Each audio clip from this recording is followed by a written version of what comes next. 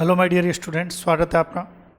हमारा जो है कृषि जीव विज्ञान चल रहा है और जिसमें आज हम पढ़ेंगे प्योर लाइन सिलेक्शन।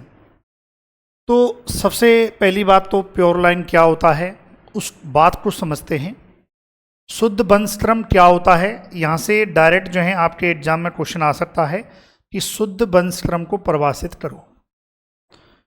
किसी स्वपरागित प्रजाति को के एक पूर्णतः समयुग्मज पौधे की संतति को, किसी स्वपरागित प्रजाति, हमारे पास क्या है, स्वपरागित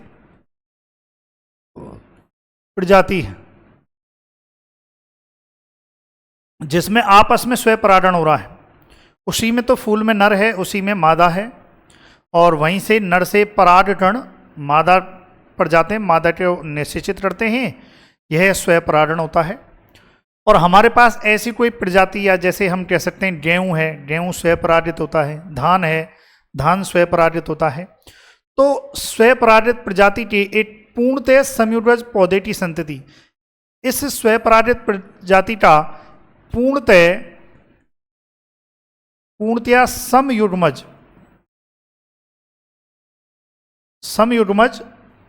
पूर्णतः, इसका पूर्णतः समयुग्मज, समयुग्मज का मतलब है कि ऐसी जाति, ऐसी प्रजाति जिसमें जो एलील होते हैं, एलील समान होते हैं, यानी कि ए या स्मॉल ए, मतलब ऐसा, तो ये होता है समयुग्मज। मतलब जिसमें जीन का जो, जीन में क्या है, जीन के दो एलील होते हैं और वो दोनों के दोनों एलील क्या होते हैं, समयुग्मज होते हैं, यानी कि एक समान होते हैं, तब हम उसको कहते हैं समयुग्मज। तो स्वपरागित कोई प्रजाति है, उसका एक समयुग्मज पौधा है, समयुग्मज हम कह सकते हैं पूर्णतया समयुग्मज पौधा है, और इस पूर्णतया समयुग्मज की जो संतति होती है, यानी कि इस पूर्णतया समयुग्मज को का आपस में क्रॉस हुआ और क्रॉस होने से क्या बनेगी, संतति बनेगी भाई, ऐसे ए और या ए, जैसे ए पूर्णतः समयुग्मज का जो है क्रॉस करवाया गया, तो जो संतति बनती है, जो F1 संतति बनती है, यही क्या कहलाता है, शुद्ध वंशक्रम कहलाता है। क्लियर है भाई यहाँ तक? किसी भी शुद्ध वंशक्रम के सभी पौधों का जीन प्रारूप एक समान होता है। Very important. जितने भी शुद्ध वंशक्रम हमें प्राप्त होंगे, जितनी भी शुद्ध वंशक्रम, इसको हमने क्या नाम दे दिया, शुद्ध वंशक्रम। तो ये जितने भी शुद्ध वंशक्रम हमें प्राप्त होंगे, जितनी भी संततियां क्रॉस कराने से आपस में जितने भी क्रॉस होंगे, क्योंकि भाई एक क्रॉस तो होगा नहीं, बहुत सारे क्रॉस होते हैं। ऐसा तो नहीं है एक ही पौधा हमने बोया, अरे पौधे हम बहुत सारे बोते हैं, उनमें आपस में क्रॉस होता है, तो बहुत सारी संततियां बनती हैं। तो जितनी भी संततियां बनेंगी, जितने भी, उनको हमने शुद्ध वंशक्रम नाम दिया। और शुद्ध वंशक्रम के जितने भी जीन होते हैं, जीन प्रारूप होते हैं, यानी कि उनकी अंदरूनी आनुवांशिक जो संरचना होती है वो समान होती है। तो ये पहली बात है, कोई भी जो शुद्ध वंशक्रम होता है वो, इसके बारे में याद रखना प्यारे विद्यार्थियों। देखो ये मैं मिटा देता हूं, चलो। कोई भी शुद्ध वंशक्रम होता है, इसके बारे में एक तो ये याद रखना कि जो शुद्ध वंशक्रम होता है वो समयुग्मज होता है, समयुग्मज होता है ना, ऐसा। दूसरी बात याद रखना कि जीन प्रारूप एक समान होता है, जीन प्रारूप, सभी शुद्ध वंशक्रम का जीन प्रारूप एक समान। ये बात निकल के आई, हमारे दो बातें निकल के आई हैं यहाँ से, है ना। तो ये आपको याद रखना है। एक सेकंड, चलिए। तो यहाँ से दो बातें निकल के आई कि शुद्ध वंशक्रम का जीन प्रारूप एक तो समान होता है, यानी कि जितने भी शुद्ध वंशक्रम बनेंगे उन सब में जीनों का जो क्रम होता है वो एक समान होता है। इसके परिणाम स्वरूप उनके लक्षण प्रारूप में उपस्थित विविधता वंशागत ना होकर केवल वातावरण के कारण होती है। अब देखो, जीन प्रारूप एक समान है और समयुग्मज है। अब ऐसी स्थिति में जो भी कुछ चेंजेस आएगा, सुनना ध्यान से। अब हमने क्या बोया, हमने जो है अब ये शुद्ध बंस्त्रम था, शुद्ध बंस्त्रम। अब इसको हमने बोया। अब बो दिया तो इसमें भाई हम यदि कोई भी नई किस्म यदि हम उत्पादित करते हैं तो इसीलिए तो करते हैं क्योंकि उसमें पुरानी जो उसके जनक हैं उससे वो थोड़ी भिन्न होनी चाहिए। अब यहाँ पर हमने जीन प्रारूप एक समान कर दिया, यहाँ पर हमने समयुग्मज कर दिया। शुद्ध बंस्त्रम कैसा होता है? समयुग्मज होता है। समयुग्मज हो रहा तो भिन्नता नहीं होगी। जीन प्रारूप एक समान हो रहा तो भी भिन्नता नहीं होगी। अब बड़ी दिक्कत, क्योंकि नई किस्म हम यदि उत्पादित कर रहे हैं तो भिन्नता होनी चाहिए पुरानी किस्मों से। भाई नई किस्म जभी तो कहलाएगी।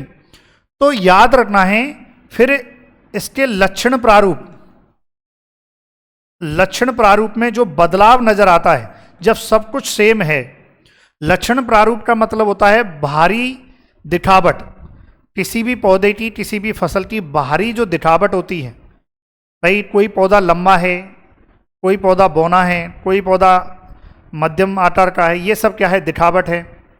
ये लक्षण प्रारूप कहलाता है। तो जो लक्षण प्रारूप, जो दिखावट में जो परिवर्तन आएगा, यानी कि जो विविधता आएगी, वो वंशागत ना होकर केवल वातावरण के कारण होती है। तो वेरी इंपॉर्टेंट कि शुद्ध बंस्त्रम यदि हम पढ़ते हैं, जो भी विविधता आता है, विविधता का मतलब है कोई न्यू परिवर्तन यदि देखने को मिलता है, तो वो न्यू परिवर्तन देखने को जो मिलता है वो वातावरण के कारण होता है। किसके कारण होता है? वातावरण के कारण। तो एक बात तो ये याद रखना, शुद्ध बंस्त्रम में इस विधि में कुछ भी जो नया परिवर्तन आएगा वो वातावरण के कारण आएगा, पौधे के स्वयं की वजह से नहीं आएगा। दूसरा, अब क्योंकि वातावरण के कारण इसमें परिवर्तन आ रहा है, विविधता किसके कारण आ रही है? वातावरण के कारण आ रही है। तो जो भी बाहरी स्थिति की वजह से, स्वयं की नहीं, बाहरी स्थिति की वजह से जो भी विविधता आ रही है वो विविधता वंशानुगत नहीं होगी, यानी कि पिता से पुत्र में नहीं जाएगी। इसका मतलब ये है। वंशानुगत का मतलब है, वंशागत का मतलब है कि पिता से पुत्र में नहीं जाएगी। क्योंकि हमेशा याद रखना, पिता से पुत्र में वही लक्षण प्रारूप या वही जो है सिम्टम्स, लक्षण जाते हैं जो जीनोटाइप की वजह से होते हैं, जीन प्रारूप की वजह से होते हैं। लेकिन यहाँ पर शुद्ध बंस्त्रम में हमारा जो जीन प्रारूप है, जीनों का जो क्रम है वो एक समान है। अब हमें विविधता भी चाहिए, तो विविधता वातावरण के कारण उत्पन्न की जाती है, और यदि वातावरण के कारण विविधता उत्पन्न की जाएगी तो वह वंशानुगत नहीं होगी, पिता से पुत्र में नहीं जाएगी, जनक से उसकी संतति में नहीं जाएगी। ये याद रखना है। यह शुद्ध बंस्त्रम सिद्धांत है, ये याद रखना है।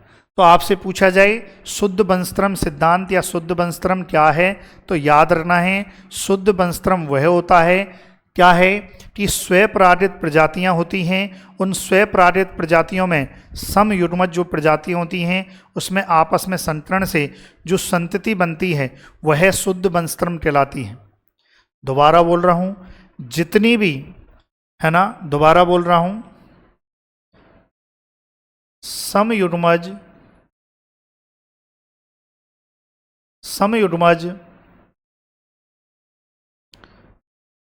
स्वपरागित प्रजातियों की संतति शुद्ध बंस्त्रम कहलाती है,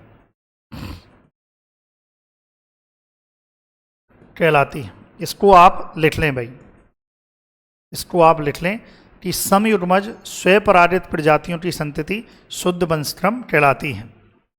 दूसरी लाइन में भी ये लिख लें, शुद्ध बंस्त्रम शुद्ध वंशक्रम का जीन प्रारूप यानी कि जीनों का जो समूह होता है 8 समान होता है, 8 समान होता है। दूसरा ये बता ही दिया था, शुद्ध वंशक्रम समयुग्मज होते हैं, समयुग्मज होते हैं, ये बात ध्यान रखना है। फिर एक और बात हमारे निकल के आई थी, शुद्ध वंशक्रम में विविधता यानी कि भिन्नता, अपने जनक से संतति का भिन्न होना, जो विविधता है ना, विविधता का कारण वातावरण है, विविधता का कारण वातावरण होता है, ये याद रखें, है ना।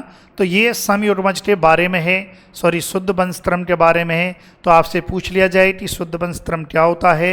समयुग्मज स्वपरागित प्रजातियों की संतति, है ना। समयुग्मज मतलब जिसमें युग्मज समान हो, है ना, जैसे उसके एलील समान हो, कैपिटल ए स्मॉल ए। स्वपरागित बताई दिया, जिसमें आपस में स्वपरागित होता हो ऐसी फसल, तो उनकी जो प्रजातियां होती हैं वो शुद्ध वंशक्रम कहलाती हैं। क्लियर है। और यहाँ पर जो विविधता का कारण होता है, आपसे पूछा जा सकता है शुद्ध वंशक्रम में जो विविधता का कारण है वो क्या है, तो याद रखना है वो है वातावरण, या हम कह सकते हैं शुद्ध वंशक्रम में लक्षण प्रारूप में विविधता, लक्षण प्रारूप में विविधता का कारण, विविधता का कारण क्या होता है, वातावरण, ऐसा भी आप लिख सकते हैं, क्योंकि इसमें जीन प्रारूप समान होता है।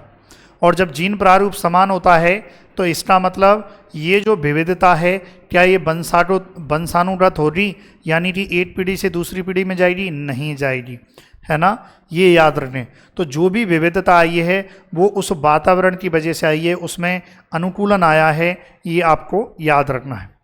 क्लियर है। आगे बढ़ते हैं। अब देखते हैं कि भाई शुद्ध वंशक्रम कैसे तैयार किए जाते हैं, इसका पूरा विस्तार से देखते हैं। चलिए नोट डाउन करें। तो देखिए, ये आप देख लेना, वैसे समझा देता हूं मैं इसको। प्रथम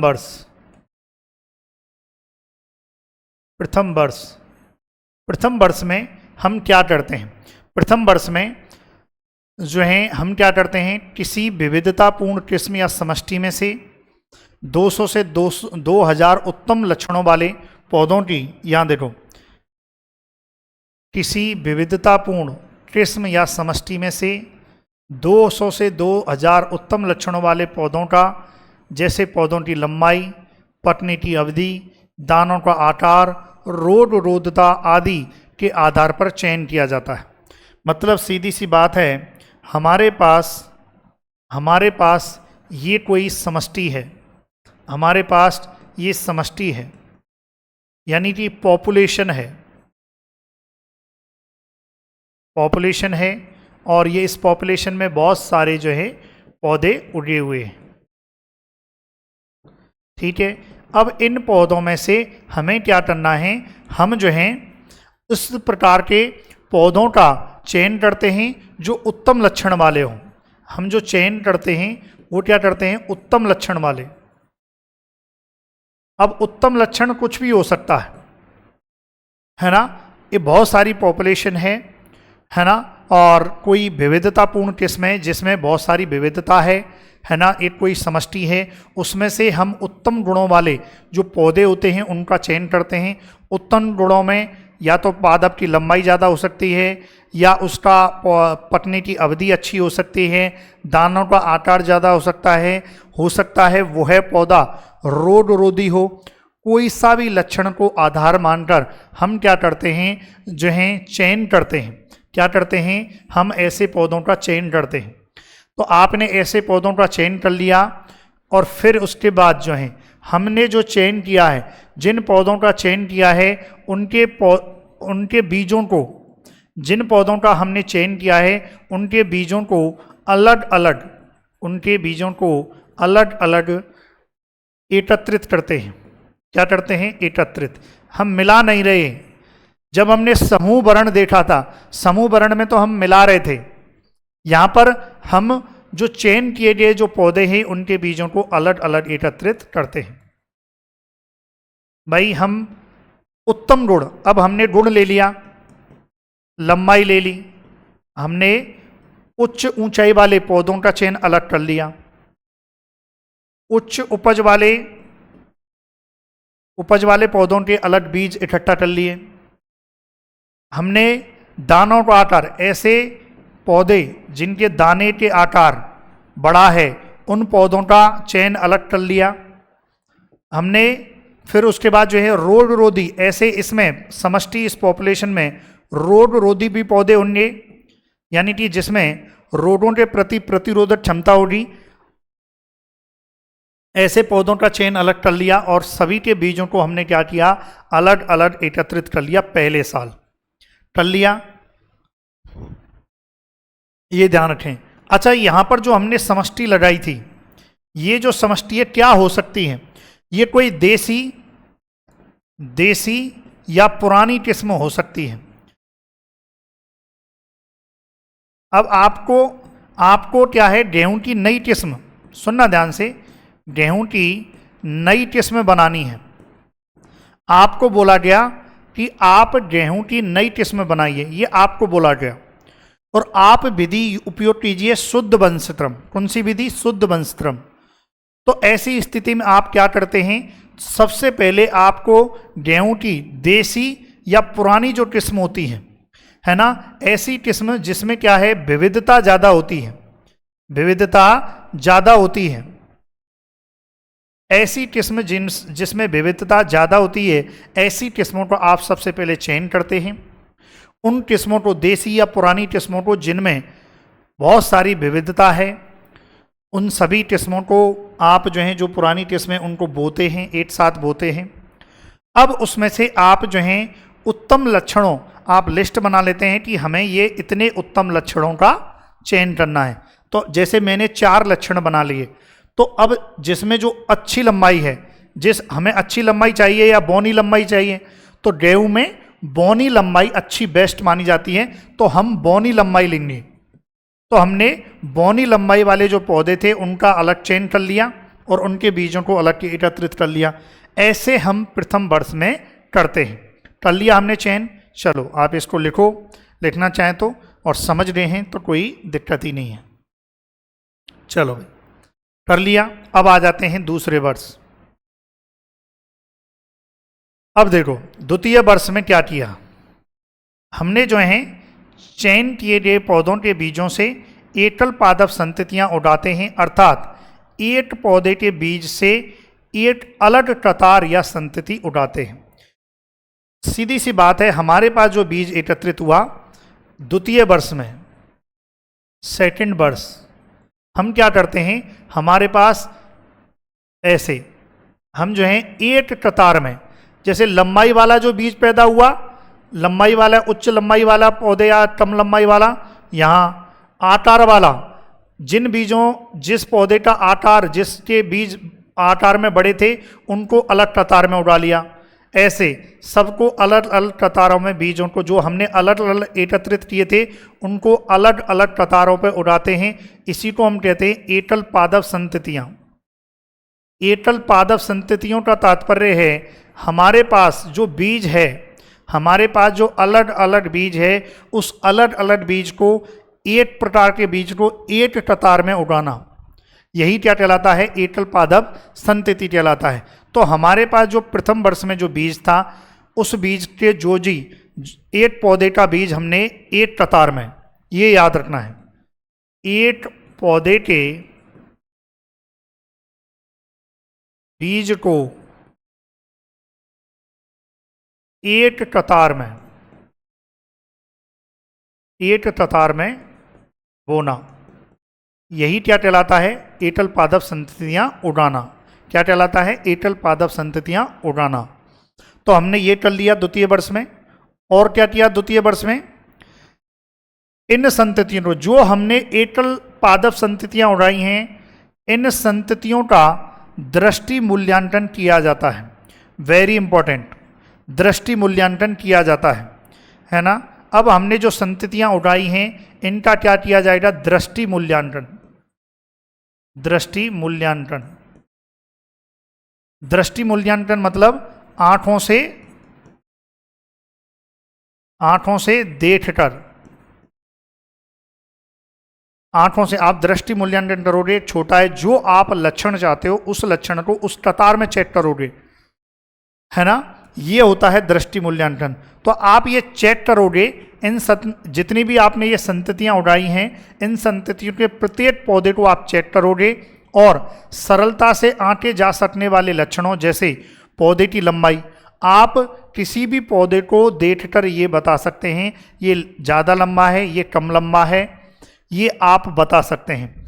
तो ऐसे पौधों को आप दृष्टि मूल्यांकन किया जाता है, यानी कि सरलता से आंके जा सकने वाले लक्षणों, रोग रोधता आदि के लिए चयन किया जाता है। आप ये भी जो एकल पादप संततियां आपने उगाई हैं, जो कतार में आपने जो पौधे उगाए हैं, उनमें आप ये भी चेक कर सकते हो कि कौन सा पादप रोग रोधी है और कौन सा पौधा रोग रोधी नहीं है।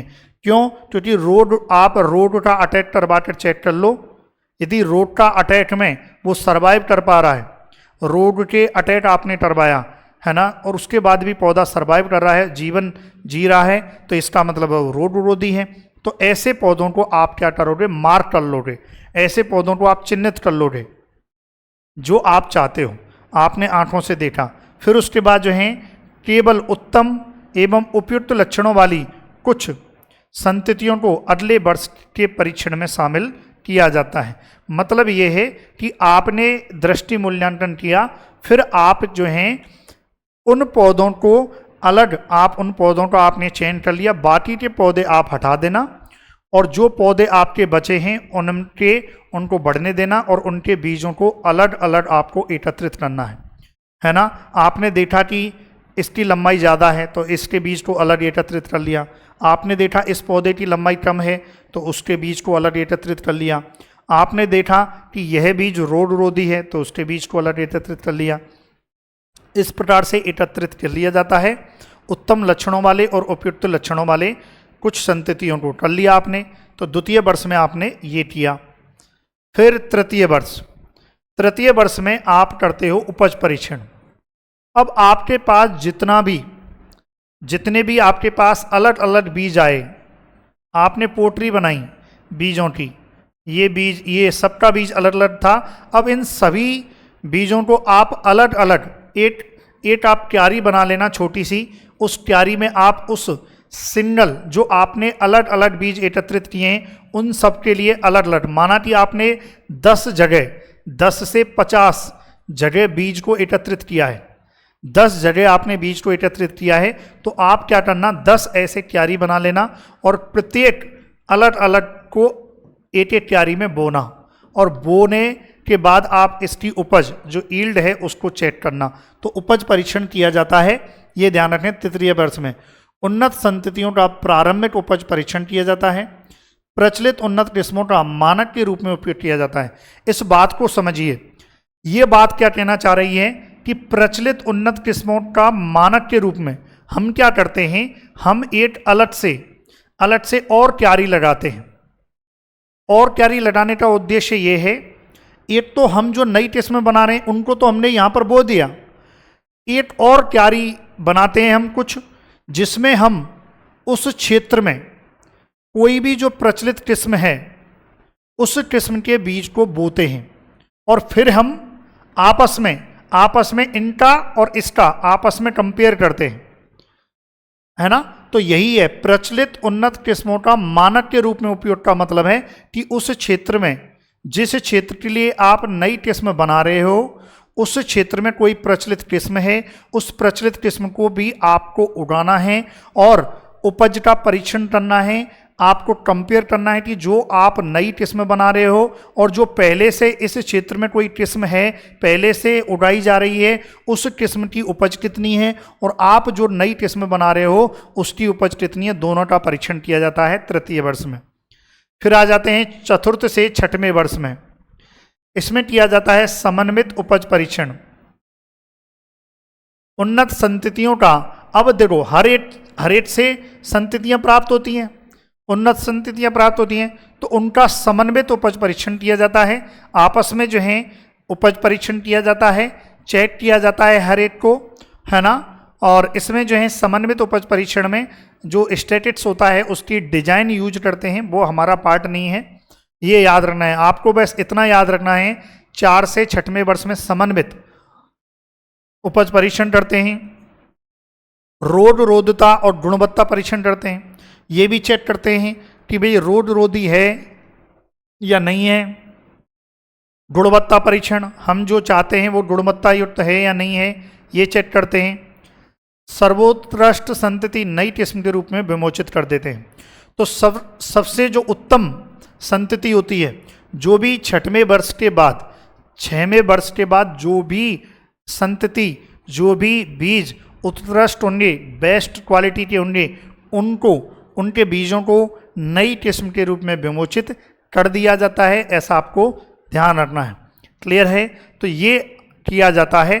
फिर उसके बाद जो है देखते हैं, फिर उसके बाद 7वें वर्ष में तो विमोचित किस्म के बीज का गुणन किया जाता है।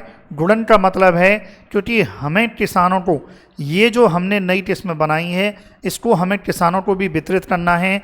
तो वितरित करना है इसलिए इस किस्म के बीज का ज़्यादा उत्पादन किया जाता है। ज़्यादा उत्पादन के लिए बहुत सारी संस्थाएं हैं, बहुत सारे सरकारी फार्म बने हुए हैं जहाँ पर इस बीज का गुणन किया जाता है। क्लियर है? चलिए भाई, तो ये नोट डाउन करें।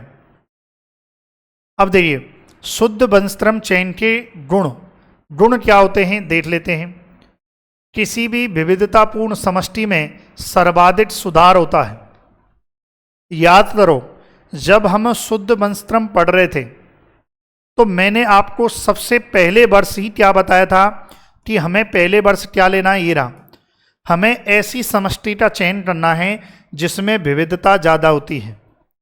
ऐसी और कौन सी समष्टि है जिसमें विविधता ज़्यादा होती है? तो वो होती हैं देसी किस्में या पुरानी किस्में, उनमें सबसे ज़्यादा विविधता होती है। तो इसमें यही बात बोली गई है, यही ये इसका गुण है। क्या गुण है? कि किसी भी विविधतापूर्ण समष्टि में सर्वाधिक सुधार करना है। ध्यान से सुनना, कोई भी विविधतापूर्ण समष्टि में सर्वाधिक सुधार करना है, यानी कि आपको एक रूपता, समरूपता लानी है, तो शुद्ध वनस्पति का विधि का उपयोग करते हैं। फिर दूसरा है विकसित किस्मों में शुद्ध वनस्पति के कारण इनमें आनुवंशिक विविधता का पूर्ण अभाव होता है। ये बात मैं बता चुका हूँ, ये बात मैं बता चुका हूँ। याद करो कि आनुवंशिक विविधता का पूर्ण अभाव होता है ना। जो भी नई किस्म बनेगी इस शुद्ध वनस्पति विधि के द्वारा, जो भी हमने अभी नई किस्म बनाई थी उसमें आनुवंशिक विविधता का पूर्ण रूपेण अभाव होता है। क्यों होता है भाई? सीधी सी बात है, मैंने पहले ही आपको बता दिया था। क्या बता दिया था? कि शुद्ध वनस्पति का जो जीन प्रारूप होता है वो एक समान होता है। शुद्ध वनस्पति की परिभाषा में मैंने आपको बता दिया था कि जीन प्रारूप एक समान होता है। इसका मतलब ये है कि जो है आनुवंशिक जो विविधता है, आनुवंशिक विविधता नहीं होगी। क्योंकि आनुवंशिक विविधता किस वजह से होती है? जीन प्रारूप के भिन्न होने की वजह से। लेकिन यहाँ पर शुद्ध वनस्पति में तो जीन प्रारूप समान है, तो जब समान है तो आनुवंशिक विविधता होगी ही नहीं। तो विविधता जो लक्षण प्रारूप में विविधता होती है, लक्षण प्रारूप में जो विविधता देखने को मिलती है वो वातावरण के कारण होती है। ये बात बता चुका हूँ। और वातावरण के कारण यदि कोई विविधता आती है तो वो है एक पीढ़ी से दूसरी पीढ़ी में स्थानांतरित नहीं होती। ये भी आपको मैं बता चुका हूँ। तो यही बात इसमें बोली गई है प्यारे लाडलो। क्या बोली गई है? कि विकसित किस्मों में शुद्ध वनस्पति के कारण इनमें आनुवंशिक विविधता का पूर्ण अभाव होता है। क्लियर है? तो पहला क्या हो गया, विविधतापूर्ण समष्टि में सुधार किया जा सकता है, सर्वाधिक सुधार किया जाता है, और जो भी शुद्ध वंशक्रम के द्वारा जो भी नई किस्म विकसित होती है उस विकसित किस्म में आनुवांशिक विविधता का पूर्ण अभाव होता है, मतलब उसके जीन प्रारूप में कोई भी विविधता नहीं होती है, क्योंकि शुद्ध वंशक्रम में जीन प्रारूप एक समान होता है। जीनों की संख्या, जीनों का समूह, जीनों का रूप एक समान होता है। विकसित किस्म को बीज प्रमाणीकरण के लिए पहचाना बहुत आसान है, ये याद रखना है। इसमें आसानी से पहचाना जा सकता है बीज प्रमाणीकरण के लिए कि यह एक नई किस्म है और ये एक देसी या पुरानी किस्म है जिससे इसको विकसित किया गया है। आगे बढ़ते हैं। शुद्ध वंशक्रम के दोष, ठीक है, ये आप नोट डाउन कीजिए, फिर बढ़ते हैं भाई। पानी का ब्रेक लेते हैं, फिर करते हैं।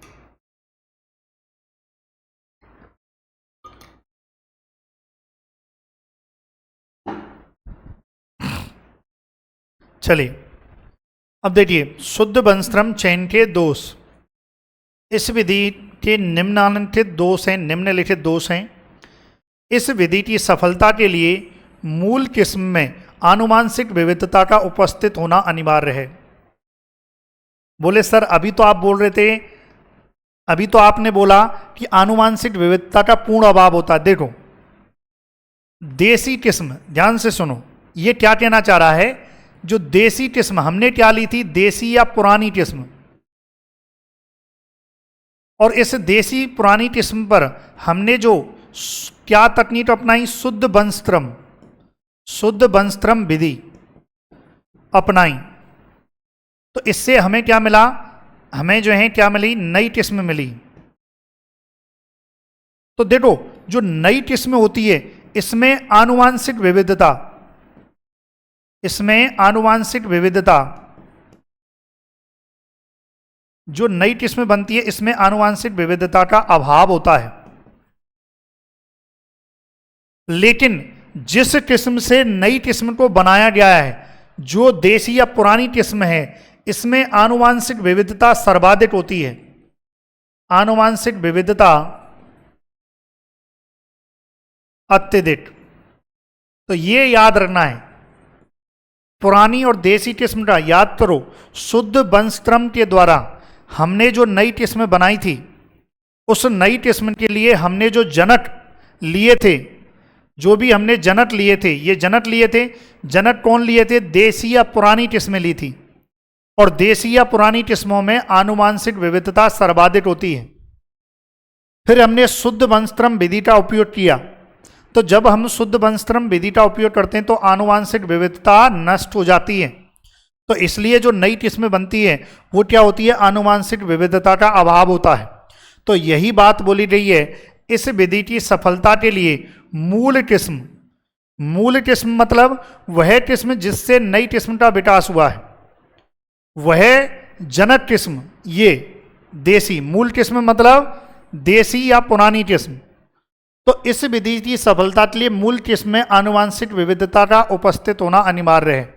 ये कंडीशन है कि जो भी आप मूल किस्म ले रहे हो, जो भी आप जनक किस्म ले रहे हो, उसमें आनुवांशिक विविधता होनी चाहिए, है ना। ये इसका दोष है। फिर उसके बाद विकसित किस्मों का अनुकूलन मूल किस्म की अपेक्षा कम हो सकता है। एक और दोष है, जो नई किस्म जो बनी है शुद्ध वंशक्रम विधि के द्वारा देसी या पुरानी किस्मों से जो नई किस्म बनाई है, इस नई किस्म में जो अनुकूलन है, अनुकूलन का मतलब क्या होता है कि विपरीत परिस्थितियों में, विपरीत वातावरणीय परिस्थितियों में अपने आप को जीवित रखने की क्षमता, तो उस अनुकूलन इसमें कम हो सकता है। तो याद रखना है, इसमें नई किस्म में अनुकूलन कम होगा और देसी किस्म में अनुकूलन ज्यादा होता है ना। ये देसी किस्में रोग और व्याधियों से ज्यादा अपने आप को बचा सकती हैं बजाय नई किस्म के। नई किस्म इतनी रोग व्याधियों से नहीं बचा पाती है। तो यही लिखा गया है, विकसित किस्म का अनुकूलन मूल विकास की अपेक्षा कम होता है। समूह चयन की अपेक्षा अधिक समय, श्रम, धन की आवश्यकता होती है ना। ये जो एक विधि हमने पढ़ी थी समूह चयन, तो समूह चयन की अपेक्षा अधिक समय, श्रम, धन की आवश्यकता होती है। यानी कि शुद्ध वंशक्रम विधि में बहुत ज़्यादा समय चाहिए होता है, श्रम चाहिए होता है और पैसा भी चाहिए होता है, किसकी तुलना में? समूह चयन विधि की तुलना में। क्लियर है? तो ये हमने उपज परीक्षण देखा। अब इसके बाद जो है ये देखते हैं शुद्ध वंशक्रम चयन और समूह चयन जो है इसमें अंतर। चलिए भाई इन दोनों में अंतर देखते हैं।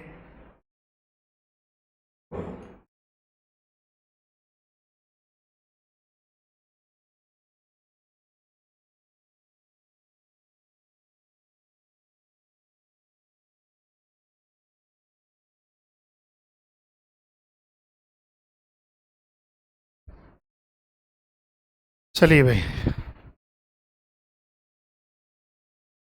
चलिए लिख लिया आपने। अब देखो शुद्ध वंशक्रम चयन, और यहां से आपका प्रश्न भी बन सकता है कि शुद्ध वंशक्रम चयन और समूह चयन में देखो विवरण, यहां पर विवरण है, यहां पर शुद्ध वंशक्रम है और यहां पर समूह चयन है। विकसित किस्म, विकसित किस्म होगी एक शुद्ध वंशक्रम कई शुद्ध वंशक्रमों का मिश्रण। यहां पर जो है समूह चयन में, याद करो समूह चयन में हमने मिश्रण किस्मों को, जितनी भी जो बीज आया था हमने उनको मिश्रित कर दिया था, मिक्स कर दिया था। तो इसीलिए यहाँ पर बोली रही है कि कई शुद्ध वंशक्रमों का मिश्रण होता है और यहाँ पर जो है एक शुद्ध वंशक्रम जो है प्राप्त होता है। क्लियर है? चलिए चलिए अब देखो नई किस्म में अनुकूलनशीलता। तो यहाँ पर देखो मूल किस्म, ये बात अभी अब मैंने बताई थी कि जो मूल किस्म से कम होती है ना, अनुकूलनता मूल किस्म से क्या होती है, इसमें कम होती है और मूल किस्म के समान ही होती है। समूह चयन की बात करें तो यहाँ पर अनुकूलनशीलता मूल किस्म के समान होती है। नई किस्म का उत्पाद समरूप होता है, भाई सीधी सी बात है, एक समान होता है, यूनिफॉर्म होता है। शुद्ध वंशक्रम विधि के द्वारा जो भी नई किस्म विकसित की गई है वो एक समान होती है, समरूप होती है, क्योंकि उसका जीन प्रारूप समान होता है और यहाँ पर अपेक्षाकृत विविधतापूर्ण होती है। बीज प्रमाणीकरण के लिए पहचान सरल होता है, अपेक्षाकृत कठिन होता है। ये बात मैंने बताई अभी आपको कि शुद्ध वंशक्रम विधि के द्वारा जो नई किस्म होती है उसका जो प्रमाणीकरण किया जाता है, बीज प्रमाणीकरण किया जाता है, तो वह सरल होता है। बेसिक बात है ना, ऐसे ही इनको पढ़ो। देखो नई किस्म को विमोचित होने में लगा समय, तो शुद्ध वंशक्रम में 8 वर्ष लगते हैं और समूह चयन में 7 वर्ष लगते हैं।